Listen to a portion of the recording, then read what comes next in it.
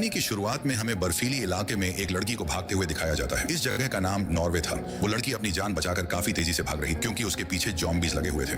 वो लड़की अपनी जान बचाने की बहुत कोशिश करती है लेकिन बच नहीं पाती और वो जब भी उसे पकड़कर काफी बुरी तरीके से मार देते हैं। अब यहाँ से सीन शिफ्ट होता है और हमें एक गाड़ी में कुछ लोगों को दिखाया जाता है जो ये सभी आपस में फ्रेंड होते हैं और वे सभी एक फेस्टिवल में जा रहे थे और ये सभी जिस जगह पर जा रहे थे उस जगह का नाम ऑक्स था और ये जगह पहाड़ों के ठीक पीछे था जहाँ पर वेगार्ड की दोस्त थी और वहीं पर उसका केबिन भी मौजूद था। ये सभी दोस्त अपने टाइम स्पेंड करने के लिए वहां पर जा रहे थे।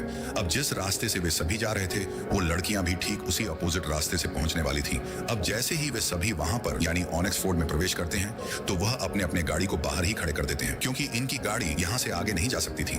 वो इसलिए क्योंकि बर्फ की वजह से आगे इन्हें खतरों का सामना भी करना पड़ सकता है। जिसके बाद वेगार्ड अपने स्नो बाइक पर बैठकर पहले जाता है और ये सभी भी उसके पीछे पीछे चल देते हैं। कुछ देर बाद हमें दिखाया जाता है कि वे सभी उस केबिन में पहुंच चुके होते हैं और यहाँ पर ये सभी बर्फ का काफी मजा भी लेते हैं, बहुत सारी एंजॉय करते थे। अब रात होती है। लीव नाम की लड़की को वहां पर किसी की होने की आहट महसूस होती है।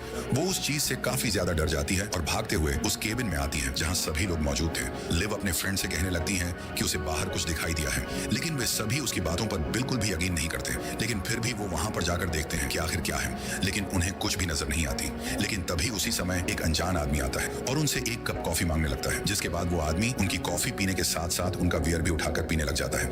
वो ऐसा ट्रीट करने लगता है कि जैसे कि ये उसी का घर है और वो उसी घर की मालिक हो कि तभी यह आदमी इस जगह की डार्क पास्ट के बारे में विस्तार से बताने लगता है। वह बताता है कि जब सेकंड वर्ल्ड वॉर पेश आई थी तब कुछ नाजिश ने उस जगह पर कब्जा कर लिया था। उस जगह के इंचार्ज का नाम कर्नल हर्जो था। नाजिश के लोग वहां के रहने वाले लोगों को जीना हराम कर दिया था जिसके बाद वे लोग अपना असर दिखाने लगे। लेकिन जब उन्हें महसूस होने लगा कि अब ये सभी हार जाएंगे तो वहां से भाग गए और उन्होंने वहां के लोगों पर काफी मुश्किल हालात पैदा किया और वे लोग काफी गुस्से में आकर उनको पकड़कर मार डाला और उनकी जो सोल्जर्स थी वो भी वहां से भाग गई और उसका कप्तान भी वहां से भाग निकला था। लेकिन वहां पर इतना ज्यादा सर्दी थी कि वो भी वहां पर मर गया।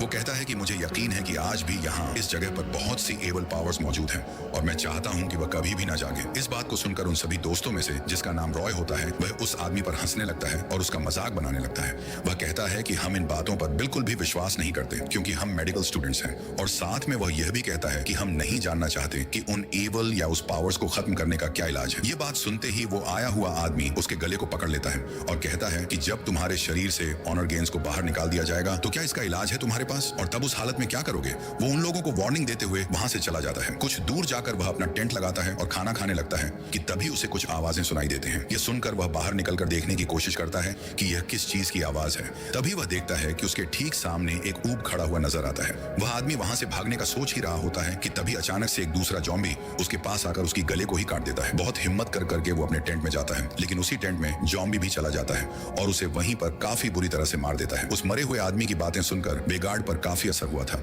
और उसे अपने दोस्त सारा की काफी ज्यादा फिक्र होने लग जाती है। इसीलिए अगले दिन वह अपनी दोस्त को ढूंढने के लिए चल देता है। जाते समय वह अपने दोस्तों से कहता है कि अगर मैं कल तक वापस नहीं आया तो तुम सभी मेरे गाड़ी के पास जाना और वहां से मदद मांगना। यह कहकर वो वहां से चला जाता है कि जाते ही सभी लोग फिर से उसी बर्फ में एंजॉय करने लगते हैं। यहाँ पर हम देखते हैं कि कोई भी कल रात वाले आदमी की बातों का सीरियस नहीं ले रहा था। यहाँ पर दूसरी तरफ वेगार्ड सारा को ढूंढ रहा होता है। ढूंढते ढूंढते वो उसी आदमी के टेंट के पास पहुंच जाता है जो कल रात में मारा गया था। वो बाइक से उतरकर टेंट के पास जाता है। तब वह देखता है वहीं आदमी मरा हुआ है और उसे काफी बेरहमी से मारा गया होता है। तभी उसे वहां से फुटप्रिंट्स भी नजर आते हैं जिसके अंदर काफी खून भी लगा होता है। पैर का निशान आखिर कहां जा रहे थे उसे कुछ भी नहीं मालूम है लेकिन वह फिर भी उनके पैर के निशान का पीछा करते करते जाने लगता है कि तभी अचानक से वो एक गड्ढे में गिर जाता है और बेहोश हो जाता है। यहाँ दूसरे सीन में हमें सभी लोगों को केबिन में दिखाया जाता है कि तभी उनकी नजर एक बॉक्स पर पड़ती है।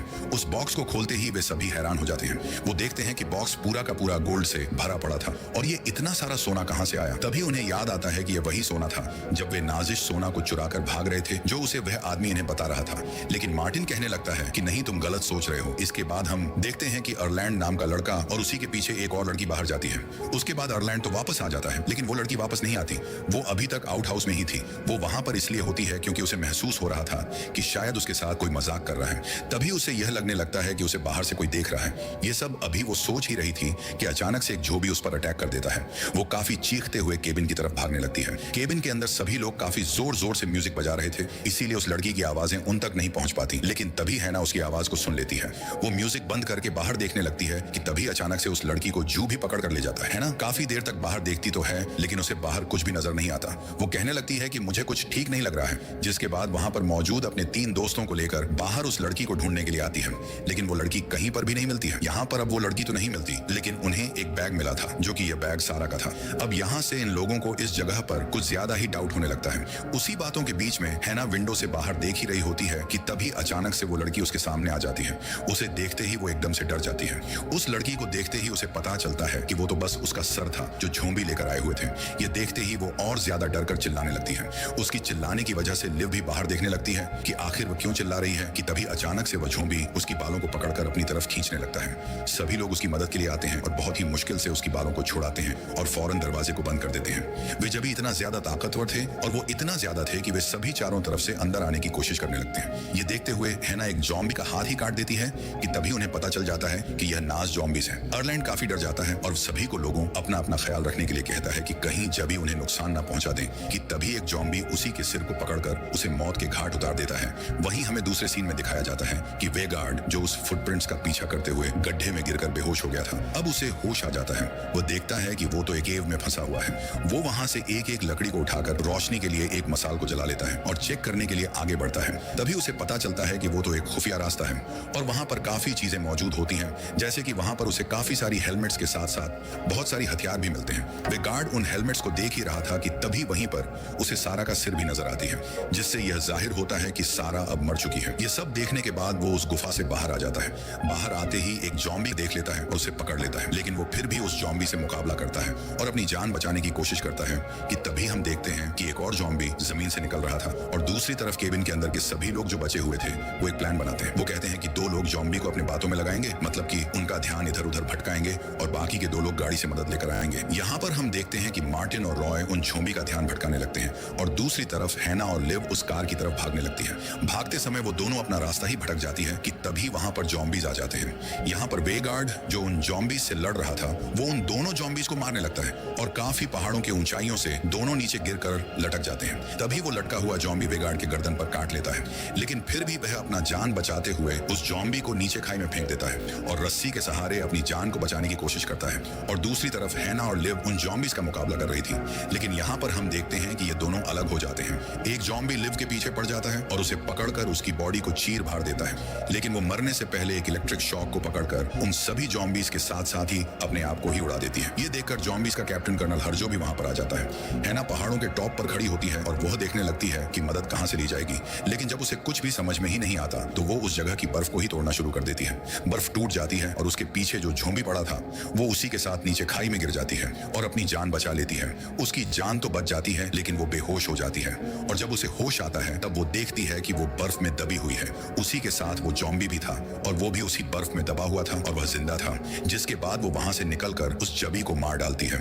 यहाँ पर वेगार्ड की जो उसकी गर्दन कट चुकी थी, वो अपनी गर्दन पर टांके लगाकर अपनी बाइक पर एक गन को रखता है और वहां से निकल जाता है। और मार्टिन और रॉय उन ज़ॉम्बीज का ध्यान भटकाने के लिए एक घर में छुपे होते हैं ताकि वो चुपके से उनको मार डाले। रॉय एक आग को बोतल बाहर फेंकने की कोशिश करता है, लेकिन वह घर में ही ब्लास्ट हो जाता है और घर पूरी तरह से जलने लगता है। वहां से दोनों भागकर एक शेड में जाते हैं। शेड में जाते ही वहां पर उन्हें बहुत सारे औजार पड़े हुए मिलते हैं। अब वो डिसाइड करते हैं कि वो इस हथियार से अब ज़ॉम्बीज से मुकाबला करेंगे। आगे ये जैसे ही बाहर निकलते हैं तभी वहां पर ज़ॉम्बीज की फौज आ जाती है। उन हथियारों की मदद से उन सभी ज़ॉम्बीज को एक एक करके मारने लगते हैं और यहाँ पर वो देखते हैं जैसे जैसे ज़ॉम्बीज मर रहे थे, एक के बाद एक ज़ॉम्बीज से जा रहे थे, कि तभी वहां पर वेगार्ड भी आ जाता है और वह अपनी मशीन गन से उन सभी ज़ॉम्बीज को उड़ाने लगता है और सारे के सारे ज़ॉम्बीज को मार गिराता है। लेकिन ज़ॉम्बीज रुकने का नाम ही नहीं ले रहे थे, एक के बाद एक आते जा रहे थे और वेगार्ड उन्हें मारता जा रहा था। लेकिन इस बार काफी सारे ज़ॉम्बीज मिलकर अचानक से उस पर हमला कर देते हैं और उसके बॉडी को कई टुकड़ों में कर देते हैं। ये देखकर मार्टिन काफी गुस्से में आ जाता है और गुस्से में वह अंधाधुंध उन ज़ॉम्बीज को मारना शुरू कर देता है। जब वो ज़ॉम्बीज को मार रहा होता है कि उसी वक्त हैना भी वहां पर पहुंच जाती है और वो मार्टिन के पीछे खड़ी होती है। उसे लगता है कि वो भी ज़ॉम्बी ही है। ये देखे बगैर वो उस पर ही अटैक कर देता है, यानी उसके गर्दन पर कुल्हाड़ी से वार कर देता है। वो काफी जख्मी हो जाती है और मरने लगती है। ये देखकर मार्टिन काफी उदास हो जाता है, लेकिन यह वक्त अफसोस करने का नहीं बल्कि अपनी जान को बचाना था, क्योंकि उसके सामने काफी सारे ज़ॉम्बीज की एक फौज लगी हुई थी।